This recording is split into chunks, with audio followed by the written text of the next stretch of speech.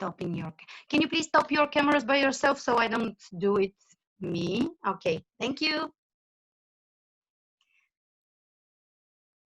Момичета, моля ви се да си спрете и вие камерите, за да може да продължим. Вече записвам със сигурност, че се бях ушашавила дали записвам или не. Okay, we are starting with the presentation now.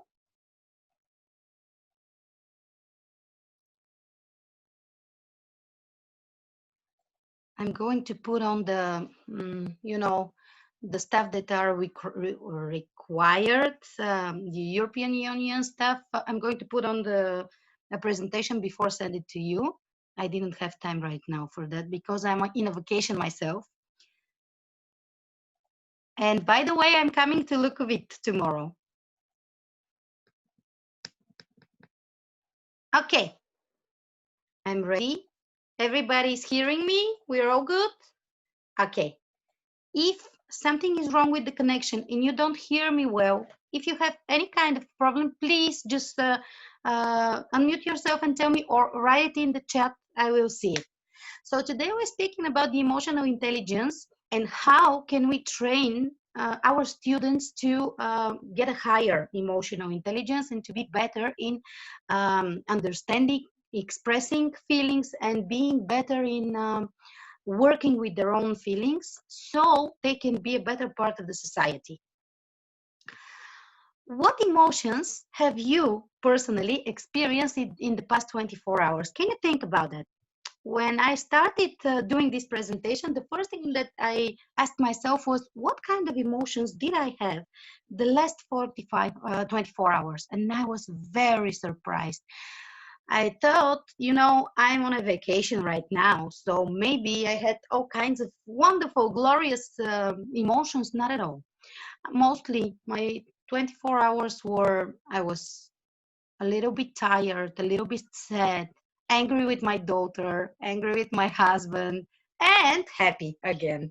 So the emotions are changing, but you know, you have to be aware and you have to have the vocabulary to express what emotions do you experience right now. This is the thing that we are searching for with our students on the first place. We need to make sure that the pupil, the students we work with, they can express their emotions and they can understand their emotions, and therefore when they're better with expressing and understanding, they can take care of their own emotions and be in control of them.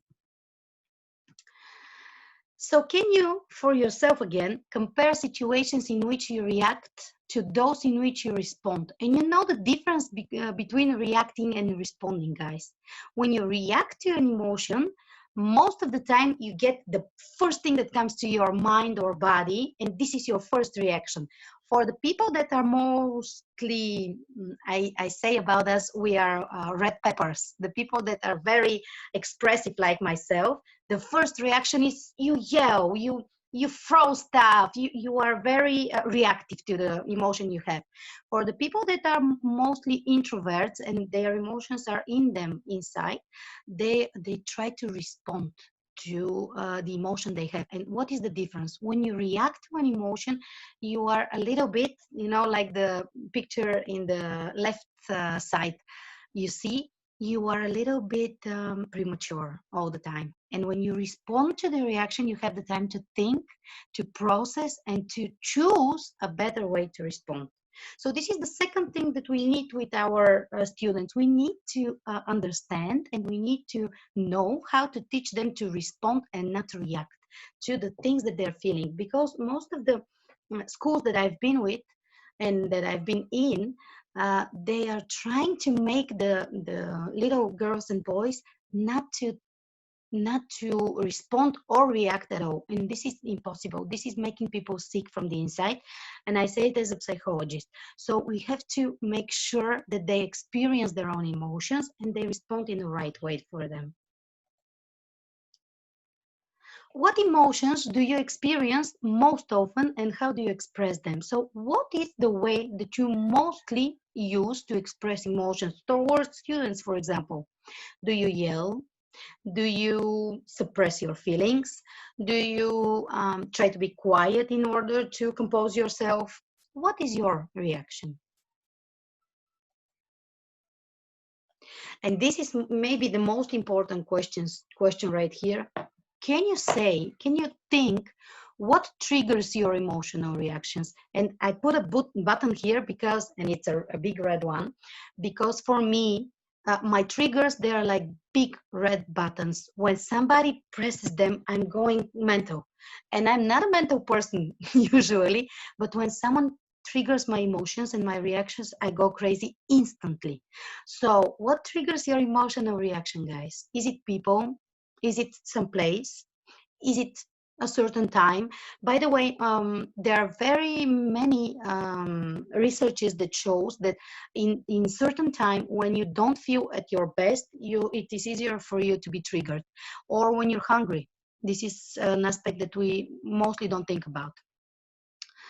Are special words the things that are triggering you, especially with the children that we are talking about, the children from not so rich families, the families with special needs and something like that? For them, some special kinds of words can trigger them like crazy instantly, so they have to know what the triggers are.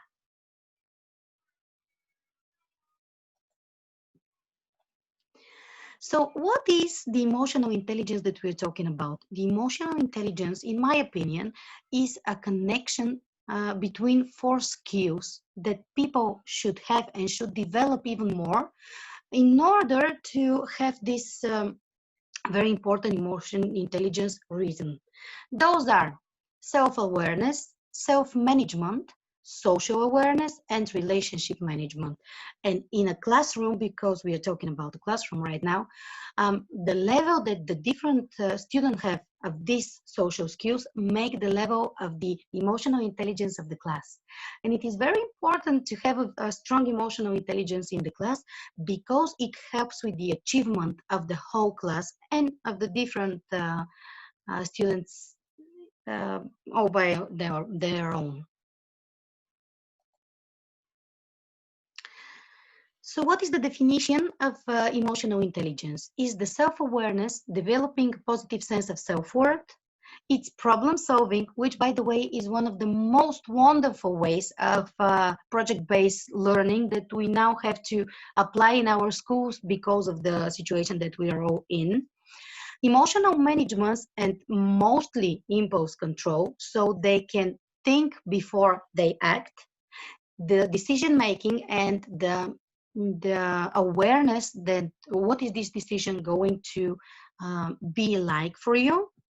Relationship building, empathy, social skills. This is to make a better classroom, then to make a better relationship for yourself, for your future, then to make a better relationship with your coworkers when you start working, and then to be a better part of the society in general. And last but not least, taking responsibility for one section. A big part of the emotional intelligence is to own your own decisions, to be able to own and understand and take full responsibility with of the decisions that you made, even though they might not be right all the time. Because let's say it right, who among us is right all the time? Nobody. So emotional intelligence is a part of the social intelligence skills that we all have. For example, we have the other type of intelligence, which is the intellectual intelligence or the IQ. Lately, I have been reading very interesting study of Howard Gardner, who is claiming that there are multiple times of IQ, of intellectual intelligence, and he says that those types are nine. I've written them over here, but this all is IQ. What is different between IQ and EQ? So what is different between intellectual intelligence and emotional intelligence? That is that you are born with a certain amount of intellectual intelligence. So you are born with a certain amount of IQ. We all are. And you cannot significantly raise that. So whoever gives it to us is giving us a certain amount of IQ. By the way, it's from our mother's side.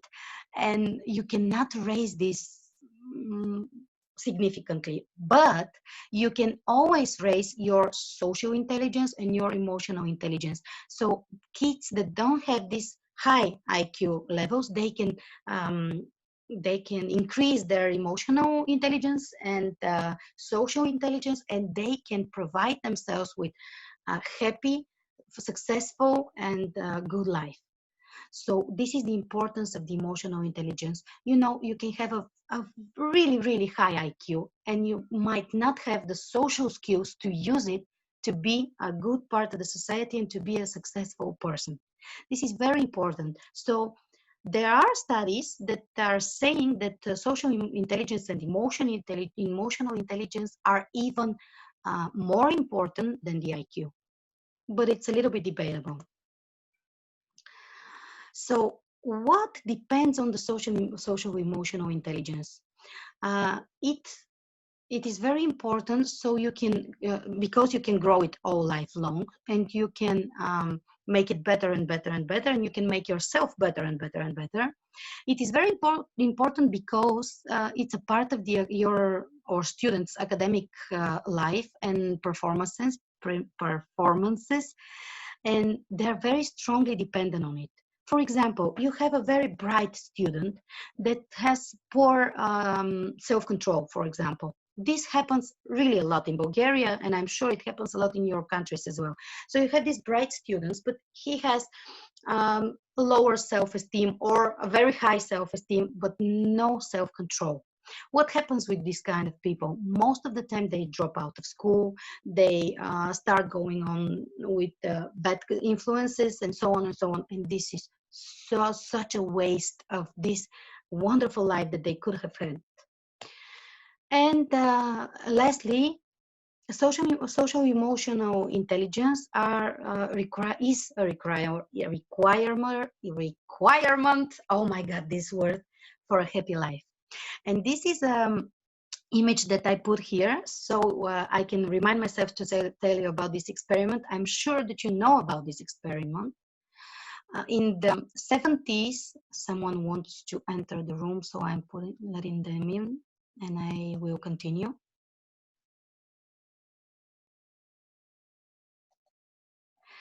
In the 70s, there was an experiment with an amount of children.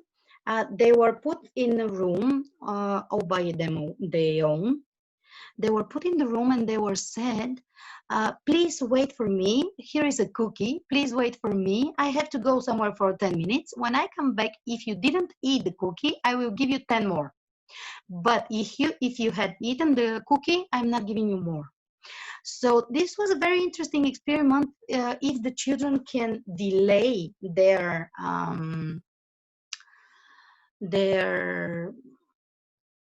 good experience, so they can have more of it. What it indicated was that different children reacted differently. Most of them didn't wait for the more cookies. Some of them waited for more cookies, and after that, 30 years later, the people that made the experiment found those grown-ups now, and they asked them if they have happy, successful life, and the children that waited for the cookies for 10 minutes, they had the successful life. And this was very interesting for me because I watched this experiment on video, and it was very interesting how the children were trying to prevent themselves from eating the cookie. So what is the connection between the kids, the children at risk, and the low emotional intelligence? Children in risk who have low emotional intelligence tend to be unsuccessful in school, disengaged with school, disconnected from teachers and peers, poorly developed sense of identity, struggle with relationship, negative attitudes, and uh, inexpressive when talking about themselves, which is very hard for teachers to tend to understand what's wrong with them. What is the connection? The connection is very important. The connection between acting, thinking, and feeling. And you know, when you have a feeling, do you act and then think, Or do you can you make it the opposite way? Can you feel, think, and then act? This is what children need to understand how to do, how to feel, think, and then act. So today we're talking about the 3 levels that one training program in school has to have in order to be successful with children. You have to make sure that students have self-awareness, they understand their feelings, they know how to name their feelings. Secondly, you have to have emotional management. What does that mean? You have to be able to they have to be able to suppress their reactions and to make them responses. And the last one, which for me is the most important, they have to know how to make relationship building. So they have to know how to work together in order to be successful, happy, and to work great. First level is self-awareness. So they have to know, and this is not the important part, how their brains work. So this is not your fault, you know. You have to know when you're a student who cannot manage your own emotions, you have to know that it's not your fault. It's in your brains. It's something that comes from instinct. It's because your parents didn't uh, do their part of the job, making you understand your feelings and making you know how to take care of your feelings. So it's not your fault. The second one is in the identification of your emotions when you're a student, emotional triggers and knowing what your triggers are, positive self-regard, you know how to say good job today even though you had a little small step, application of personal awareness.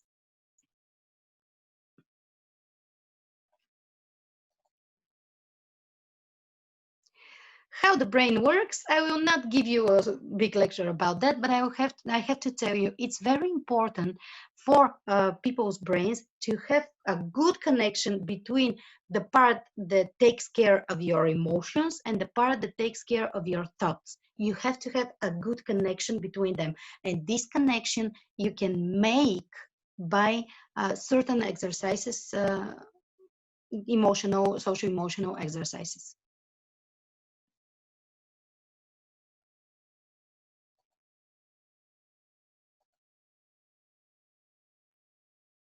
Huh, come back. So, as I said, this is something very instinctional, is that a word? This is an instinct for us.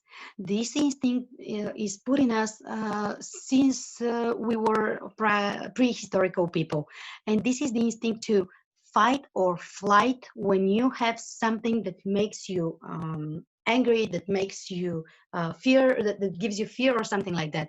So in order to become an evolved person, an evolved human being, you have to know that you have the first response of fight or flight, which means you either you fight with your fists or you try to escape the situations, and you have to suppress these feelings in order to make better decisions.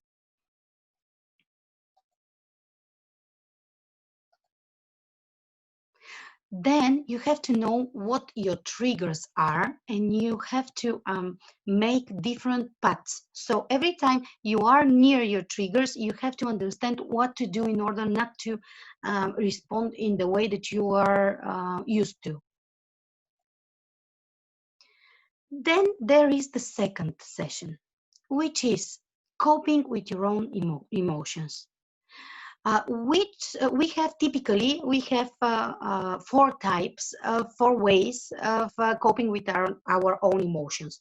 The first way, my way by the way, is exaggerating the emotion. So you fire yourself, you exaggerate it. You're either very angry, or you're either very scared, or you're either very sad, but it's always a humongous emotion for you.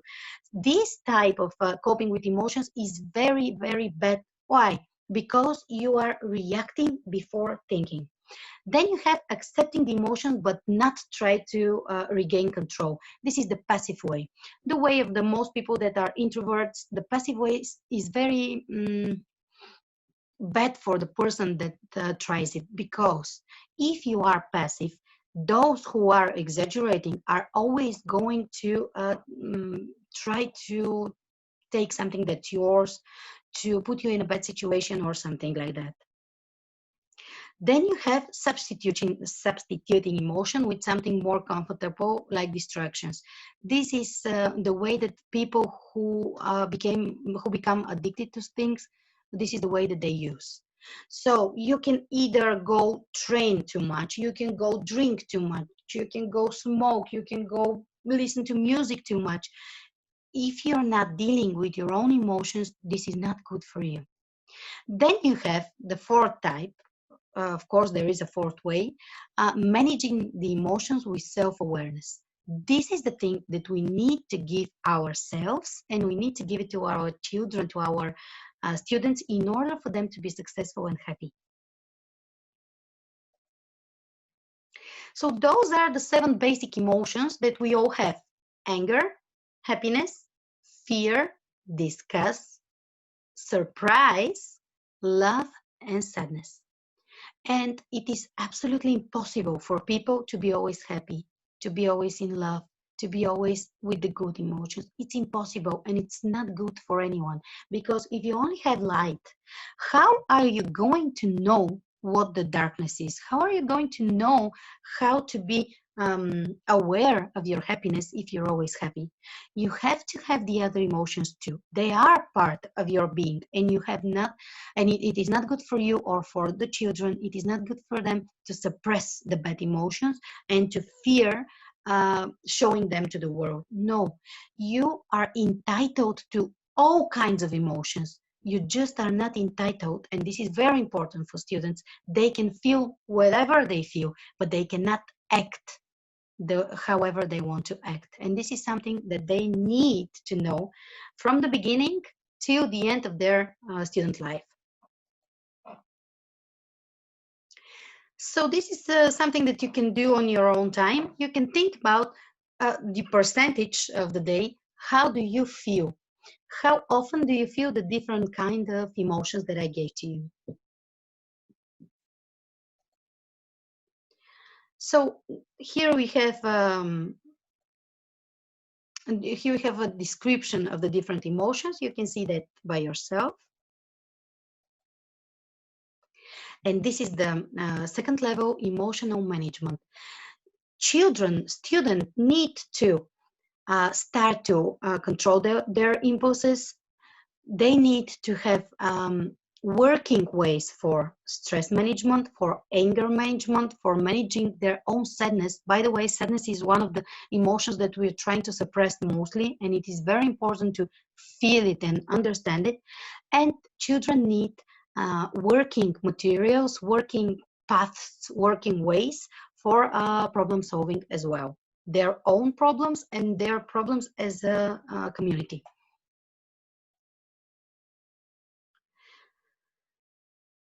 Emotional intelligence is about how our thoughts, feelings, and behaviors impact one another. So how are they related in us, and how they impact our social life.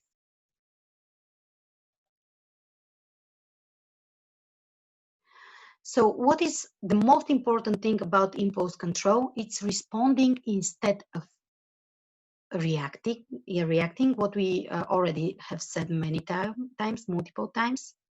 So it is very important for us to be responding instead of reacting. Oh, I'm trying to admit one participant. Okay, we did it. And recognizing the trigger and the psychological reaction, and then finding a way to control your response. And you know, most of the time, the students that we work with, they don't know any other way to react than the one that they choose. So what is our best way to help them? The best way we can help them is to give them alternatives, to give them different reaction ways so they can choose a better one the next time that they are aware of their feelings. Then you have these anger management techniques that they need to learn. Managing anger could mean focusing on something that has opposite emotion, like using relaxation techniques, using an awareness of triggers, a cue to walk away. Like they have this anger management wrist that I really like. You start to snap yourself a little bit with your anger management wrist in order to bring yourself back in the situation and think what is happening right now to you. And the last and most important level, but it needs a little bit of building to get to it, is relationship building. Active listening to yourself, to your peers, empathy towards yourself and towards your peers, awareness of others' feelings, open topics and conclusions, so you can talk freely about your feelings and about your expectations in different situations. And you have to give them different ways to take care of their feelings and to make sure they know how to stress management, how to anger management, how to sadness management, and so on. And lastly, guys, we have to give them a why, a motivation. Why do you need to be better in your social emotional skills? Why this is important for you? And for different students, it's going to be a different thing. Some of the students would need like a better job, a better life. Some of them, they need family. They want a good family. They want to be a good spouse. They want to be a good part of the society. Other would need to be liked, to be accepted, to be to find their own place in the small community that you have. Whatever rock their boats, you have to use it and translate it in their own language in order to make them understand they need to be a little bit more self-aware of their own feelings, because they will have better friendships, they will have better family relationships, they will have better work experience, and in the end, a better life. That was all. You managed to stay through the whole thing. Thank you so much. Now you can, I'm stopping the presentation. You can put on your cameras and you can unmute yourself. Hi again. How are you? Did I bore you to death? No, it was great. I feel this inner impulsion to not to be reacting, not responding, but reacting and say you congratulations. Oh, Dennis, thank you so much. You're wonderful. It was perfect. Thank you for being part of this today, and I'm so honored that I have the honor to be part of the whole thing that you have, because you are now a small community, a wonderful community of teachers and students, and I absolutely love that. You are people that are doing it right, because you're not only just traveling with this Erasmus Plus thing, you are really being a community, and I love that about you. Have a nice rest of the summer and rest of the week. See you again. Bye. Bye. Thank you very much. Thank you. Bye. Bye. Bye.